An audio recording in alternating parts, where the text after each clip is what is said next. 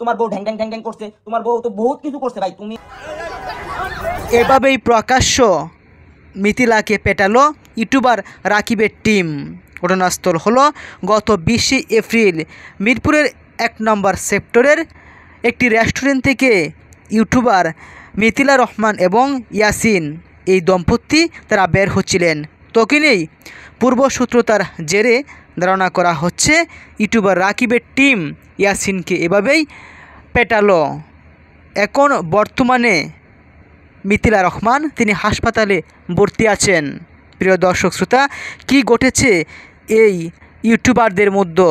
কয়েকদিন পরপরই আমরা শুনি তাদের মধ্যে সাধারণ নাটক হয়, এবার সেটা কোনো নাটক ছিল না।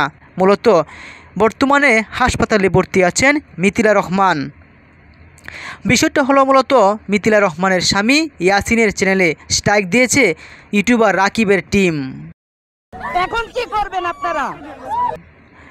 মূলত মিথিলা রহমান এবং ইয়াসিন যখন একসঙ্গে কাজ করতেন সেই সুবাদেই তারা অনেক তথ্য জানতেন একে অপর সম্পর্কে। তবে যখনই তাদের এই গ্রুপ ভেঙে যায়, আলাদা আলাদা চ্যানেল তৈরি করে ভিডিও তৈরি করা শুরু হয়েছে, তখনই তাদের মধ্যে এই মনোমালিন্য সৃষ্টি হয়।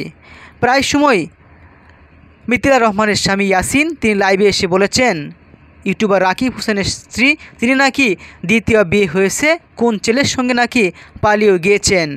এমন একটি ভিডিও সামাজিক যোগাযোগ মাধ্যমে গত রমজান মাসে ভাইরাল হয়ে যায়। একটি মাস হতে না হতেই মিথিলা রহমানের উপর এভাবেই অপ্রীতিকর ঘটনা ঘটেছে রাকিবের টিমের। এমন একটি নিউজ করেছেন সময়ের গল্প সেখানেও, এবং ইউটিউবে ভিডিওটা ব্যাপক ভাইরাল হয়েছে যে মিথিলাকে পেটালো ইউটিউবার রাকিবের টিম।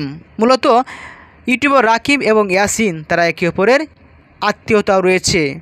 তবে রাকিব হোসেন তিনি চ্যানেল স্ট্রাইক দিয়ে কাজটা ঠিক করলেন না, তার মাথা ঠিক ছিল না, তাই তিনি এভাবে এক ভিডিও বার্তায় অন্তরা সম্পর্কে এবং রাকিব হোসেন সম্পর্কে গোপন তথ্যগুলো ফাঁস করলেন।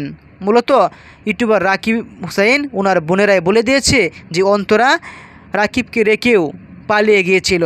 যে কথাটা বলার জন্যই ব্যক্তিগতভাবেই আঘাত লেগেছে রাকিব হোসেন। আমি রুম ডেটে কি তোমার বউয়ের সাথে গেছিলাম?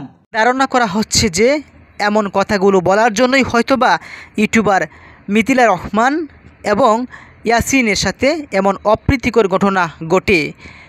সামাজিক যোগাযোগ মাধ্যমে ছড়িয়ে পড়া এই ভিডিওতে আরও শোনা গেছে, আমরা দেখেছি যে মিথিলা রহমানকে সিএনজিতে করে নিয়ে যাওয়া হচ্ছে হাসপাতালে।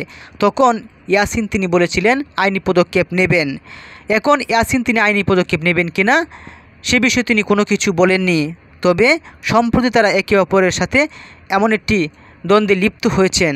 আমরা এই দ্বন্দ্বের সমাধান চাই।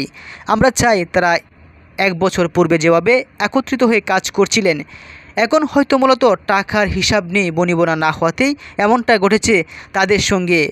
মিলিয়ন মিলিয়ন ভিউ হচ্ছে, লাখ লাখ টাকা ইনকাম করছে। এখন মনে হয় কাপল ব্লগার আর কন্টেন্ট ক্রিয়েটরদেরই সময়, তাই তারা মূলত ইনকাম নিয়েই একে অপরের সাথে এমন একটি অপ্রীতিকর ঘটনায় জড়িয়েছে। পরবর্তী ভিডিওতে আরও তথ্য জানানো হবে। ধন্যবাদ।